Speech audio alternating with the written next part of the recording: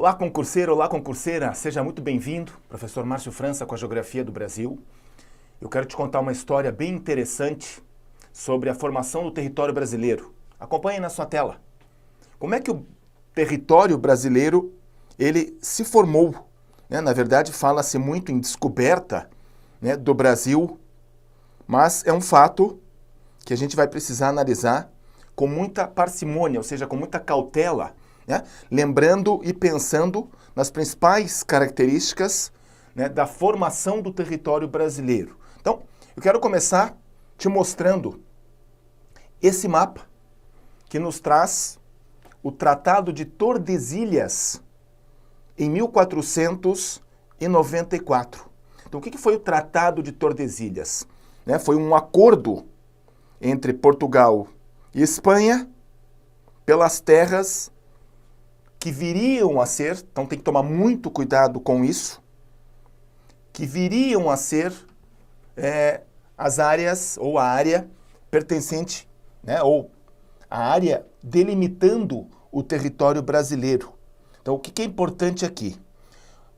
Foi um tratado assinado em 1494, quando você pode observar aí na sua tela, no dia 7 de junho de 1494, celebrado entre, aí você observa o mapa de novo, entre a Espanha e Portugal.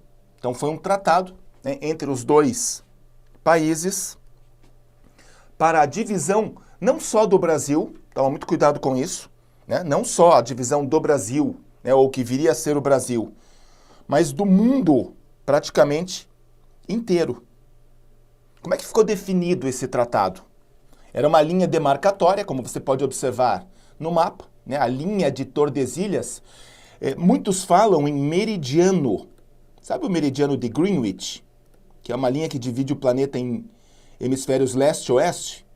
Então, aqui a gente pode falar também, trazer à tona o termo, ao invés de linha de Tordesilhas, pode aparecer também no seu concurso como meridiano, uma linha divisória. Aparece aqui, ó, linha divisória em uma área. No caso do que viria a ser o Brasil, uma linha divisória entre a parte pertencente a Portugal, que é a parte leste, e a parte pertencente à Espanha, que é a parte oeste. Então ficou definido uma demarcação de terras no mundo todo, a 370 léguas a oeste da ilha de Santo Antão, no arquipélago de Cabo Verde, na costa africana. E essa linha acabou dividindo o planeta na parte portuguesa e na parte espanhola. E a definição do meridiano, ou seja, a definição da linha no território brasileiro, ficou assim estabelecida, como você pode observar no mapa, ok? Então, em linhas gerais, Tratado de Tordesilhas dividiu o Brasil, entre aspas, na parte leste pertencente a Portugal, terras pertencentes a Portugal, e a parte oeste, a terras pertencentes à Espanha. Então, toda a área a leste deveria ser explorada pelos portugueses e a área a oeste explorada pelos espanhóis. O que os portugueses fizeram? Os portugueses acabaram dividindo a sua área no que chamamos de capitanias hereditárias. Dá uma olhadinha no mapa. Divisões de terras, divisões de terras, ou em lotes de terras, com nomenclaturas, como você pode observar no mapa. Então, foi uma forma de administração do território colonial português, como a gente divide um lote de terras normais, vamos dizer assim. Foi a maneira que os portugueses encontraram para administrar o território colonial português na América. Eles acabaram dividindo em faixas de terras que partiam do litoral para o interior, que eram comandadas por donatários. Então existiam os donos das terras, cuja posse, isso é uma parte importante, cuja posse ela era passada de forma hereditária. Por isso o nome capitanias hereditárias. Era passada de pai para filho. Dá uma olhadinha no mapa. Quais foram as capitanias? Então eram 15 lotes, né, e 12 capitanias de uma maneira geral. A capitania do Maranhão, Ceará, Rio Grande, Itamaracá, Pernambuco. Outro fato interessante, dá uma olhadinha que alguns nomes de capitanias hereditárias se tornariam os nomes, né, de algumas unidades federativas no Brasil, como Maranhão, Ceará, Pernambuco, Espírito Santo. Né, já foram nomes dados que viriam, né, no futuro, depois da independência praticamente do Brasil, a se tornarem estados brasileiros. Foram terras doadas aos membros da baixa nobreza portuguesa, né, que tinham que literalmente tomar conta do seu pedaço de terra, né, eles tinham que fazer isso, tinham que tomar conta do seu pedaço de terra, deveriam cuidá-la, deveriam explorá-la. Então, para isso existiam leis e documentos, né? Existiam leis e documentos, como a carta de doação e a carta foral. Então, essas foram as leis impostas às capitanias hereditárias, né? Como nós temos uma legislação para o território brasileiro, na época, as leis para as capitanias hereditárias eram a carta de doação e a carta foral. Né? Essas cartas, essas leis, elas regularizavam a posse e os direitos dos donatários sobre as capitanias hereditárias, obviamente no início da colonização portuguesa no Brasil. Então, algumas características importantes. Então, vamos lá. A carta de doação. Então, qual era a diferença entre elas? Então, vamos começar aqui com a carta de doação. O próprio nome já diz, né? Era um documento que comprovava, então era a comprovação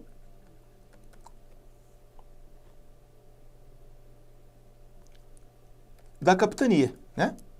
Comprovação da capitania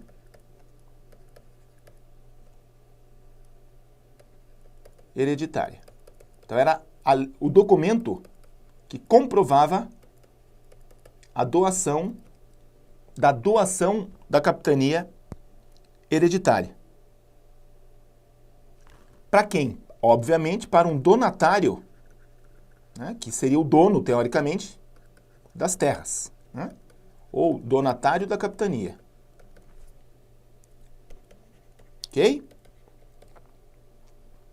A carta foral. Outro documento importantíssimo para a época, né? Documento ou lei, né, que regulamentava os direitos e deveres. Então, regulamentava direitos e os deveres dos donatários. Ok? Sobre a capitania que recebiam, claro, né? Os deveres e os direitos foram muito importantes nesse período, né? Então, não poderia revender e não poderia explorar o pau-brasil, ok? Então, não poderia haver revenda, então não poderia revender e não poderia não exploração do pau-brasil. Bom, ou do que sobrou, né? Do pau-brasil. É importante lembrar que os colonizadores portugueses chegaram ao Brasil e começaram literalmente a saquear, né, o Brasil, principalmente ao que se refere a recursos naturais. O pau-brasil é um dos, né, recursos mais explorados no território brasileiro quando os portugueses chegaram. Acaba que nessa análise da carta foral, acaba sendo um contrassenso do que a gente escreve, né? A não exploração do pau-brasil, ao mesmo tempo que a floresta atlântica, né, na região nordeste, praticamente foi dizimada nessa época. Lotes e lotes de madeiras eram enviados para a coroa portuguesa lá em Portugal. Né? Tinha um grande valor econômico o pau-brasil. Foi explorado praticamente 100%, vamos dizer assim, não exagerando, né, do pau-brasil para a coroa portuguesa. Então a coroa portuguesa lucrou muito com o pau-brasil explorado em terras brasileiras, ok?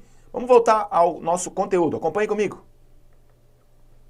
Então a não exploração do pau-brasil.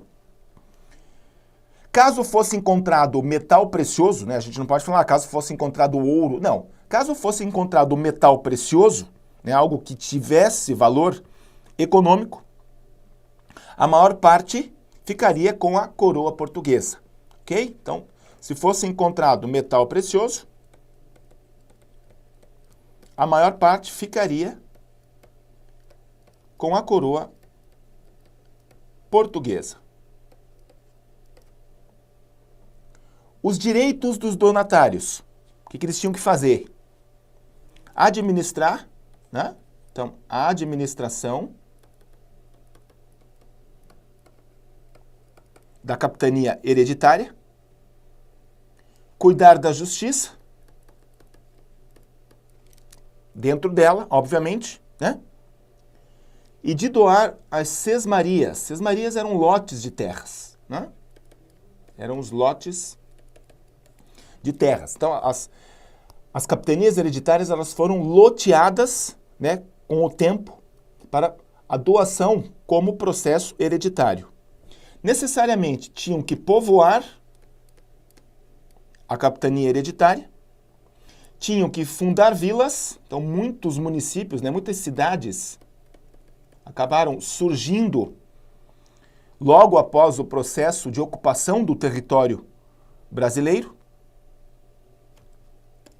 E o Brasil começa, né, teoricamente, o Brasil, coloco aqui entre aspas, ele começa a ser caracterizado com algumas vilas, com alguns povoados que futuramente acabaram se tornando municípios, ok? Então vamos lá, vamos continuar a nossa análise aqui. Quais as capitanias que mais prosperaram? Capitania de Pernambuco e São Vicente, devido à produção da cana-de-açúcar. Né? Para esse povoamento, necessariamente, havia necessidade de desenvolver a economia. E o desenvolvimento da economia nesse período, ela foi praticamente da cana-de-açúcar. A cana-de-açúcar, que é um produto que gosta muito, né, que exige clima quente e solo arenoso. Então a cana-de-açúcar se desenvolveu, tanto é que o Nordeste brasileiro é um dos maiores produtores de açúcar, né, do Brasil, devido ao solo de Massapê e ao clima quente e úmido do litoral brasileiro. 1548, então foi nomeado um governador geral, né, Tomé de Souza, como cada donatário administrava de uma forma diferente, visto que muitas capitanias não prosperaram, né, não tiveram desenvolvimento, né, que a coroa portuguesa imaginava, foi eleito um governador geral para todas as capitanias hereditárias. Né? Tomé de Souza acabou, é como se fosse o governador de um estado brasileiro, só que ele acabou administrando todas as capitanias hereditárias. Em 1759, a abolição da hereditariedade, então não houve mais, né, o processo de passar de pai para filho. E em 1821 ocorre o fim das capitanias hereditárias. Por quê? Porque em 1822 a família real, portuguesa vem para o Brasil e ocorre aqui a independência do Brasil em relação a Portugal. Então eu digo para você, meu querido concurseiro, minha querida concurseira, que esse processo de capitanias hereditárias, né, aí no finzinho do século XV, ela foi importantíssima para começar, vamos dizer assim, né, a delimitar o território brasileiro. Ok?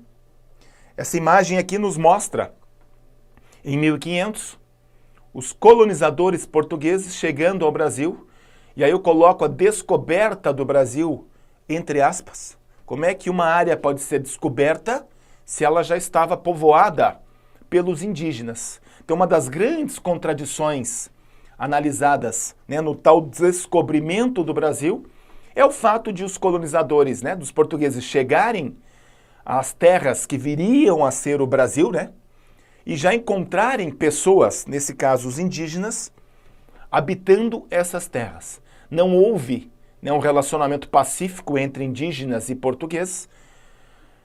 Presume-se que na época existiam, né, no que viria a ser o Brasil, aproximadamente 5 a 6 milhões de indígenas, e hoje esse número foi reduzido, né, a 1%, 2%, vamos dizer assim. Então não houve um bom relacionamento entre colonizador e colonizado, até porque os indígenas acabaram servindo de mão de obra, né, para a colonização e desenvolvimento econômico no Brasil. Então tem que ficar muito ligado nesse sentido, né? Eu coloco descoberta entre aspas, porque é uma das grandes discussões, né, que tivemos desde então em relação a como que é possível descobrir uma área, né? Então a gente entende que o Brasil não foi descoberto, né? Simplesmente o Brasil ele começou a ser caracterizado a partir do momento da chegada dos portugueses aqui. Então, como é que a economia acabou se desenvolvendo? Primeiramente, pela extração do pau-brasil em larga escala, né, que acabou alimentando economicamente a coroa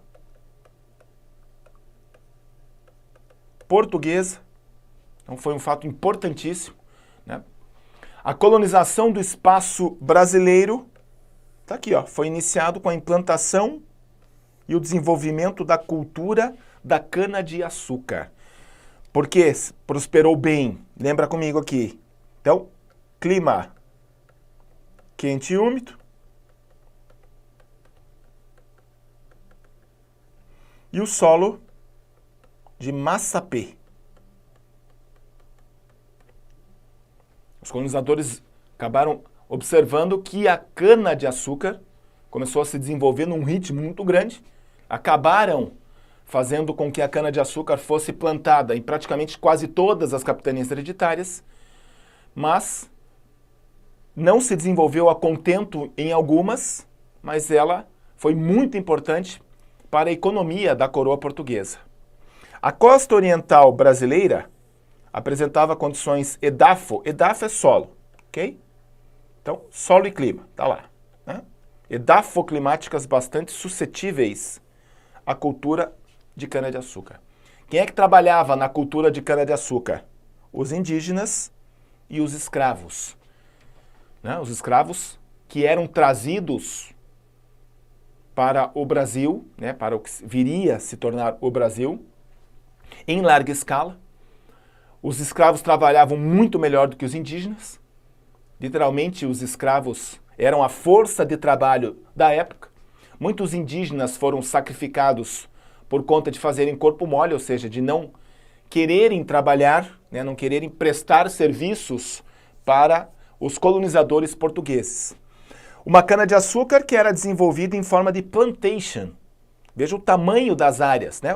A plantation é uma área de plantação, né, uma forma de plantar que exige gigantescas áreas, então grandes áreas. Eu estou falando aqui da época, não vou falar das características da plantation hoje, né? São grandes áreas de monocultura, que na época eram desenvolvidas com muita mão de obra. A gente sabe que hoje não, a mão de obra é pequena nas plantations, mas naquela época não existia tecnologia, né? Com grande mão de obra, um grande volume de mão de obra, claro, né?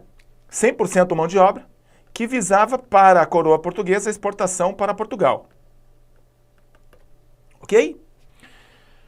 Eu quero destacar com vocês 3 momentos importantíssimos da relação entre portugueses e espanhóis, né? A primeira, entre 1580 e 1640, chamada de União Ibérica.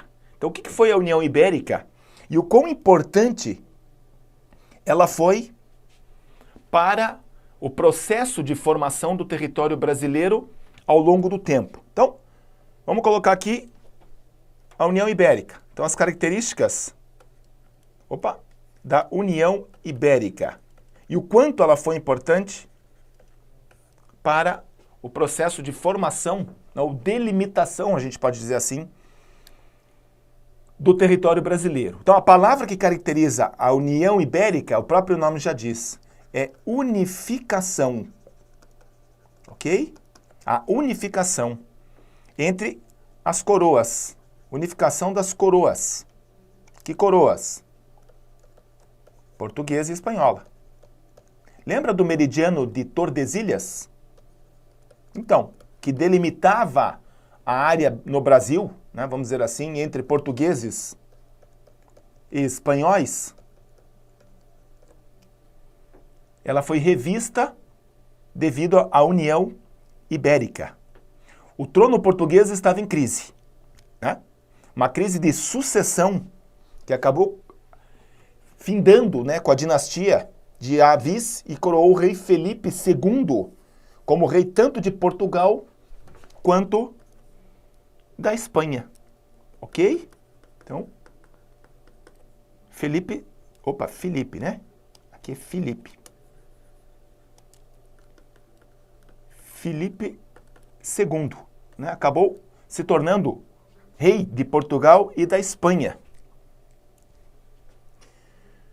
A União Ibérica, ela acaba com aquela discussão da parte que pertencia a Portugal e a parte que pertencia à Espanha. Ou seja, os portugueses acabaram invadindo, teoricamente, né? Então, vamos colocar entre aspas aqui, a invasão de terras espanholas no Brasil pelos portugueses. Os portugueses queriam desbravar, né, o norte, vamos dizer assim, brasileiro, né, a área onde se encontra a Amazônia, né? E aí os portugueses começaram a se deslocar para o interior do Brasil. Na verdade, meio que a União Ibérica e o Tratado de Madrid, que a gente já vai analisar mais para frente, foram importantes nesse contexto, né? Fazendo com que os portugueses passassem a se deslocar para, teoricamente, dentro do Brasil. Lembra do meridiano de Tordesilhas, né? Que fixava, delimitava o que era português e o que era espanhol? Os portugueses poderiam desbravar até a linha do meridiano de Tordesilhas. Acabaram que ultrapassaram, né, esse meridiano, acabaram desbravando as áreas do interior do Brasil, né? E aí a União Ibérica e o Tratado de Madrid acabaram pondo fim ao meridiano de Tordesilhas. E os portugueses passam a avançar para dentro do que viria a ser o território brasileiro, ok? Vamos lá, vamos continuar a nossa saga sobre a formação do Brasil. Vamos lá. Em 1695 houve descoberta de ouro nas Minas Gerais, um fator importantíssimo para o desenvolvimento econômico brasileiro, né? Claro, nesse caso a gente está falando aqui em coroa portuguesa. E em 1750, o Tratado de Madrid, esse sim, né? Firmado entre a Espanha e Portugal, claro, definiam de novo os limites entre as respectivas colônias. Então, o Tratado de Madrid, ele acabou substituindo, então houve a substituição do Tratado de Tordesilhas. Esse foi importantíssimo. Então, a União Ibérica, Filipe II, né, sendo o rei tanto de Portugal quanto de Espanha. Então, a gente já percebe aqui uma união entre os dois países. E o Tratado de Madrid entra como a substituição do Tratado de Tordesilhas, ou seja, haveria necessidade de redefinir os limites das respectivas colônias, pondo fim às disputas em território brasileiro, né? Essa substituição do Tratado de Tordesilhas já não era mais respeitado na prática, como os portugueses acabam passando para o outro lado, né? Vamos dizer assim. O Tratado de Madrid faz com que ambos os países, tanto Portugal quanto Espanha, concordavam na extinção, né, do Tratado de Tordesilhas no continente americano. Os países, tanto Portugal quanto Espanha, né, poderiam... Ficou ficando definido, né, que quem explorasse a terra passaria a ser dono da terra. É uma frase que delimitava, né, o Tratado de Madrid. Quem explorasse as terras passava a ser dono dessas terras.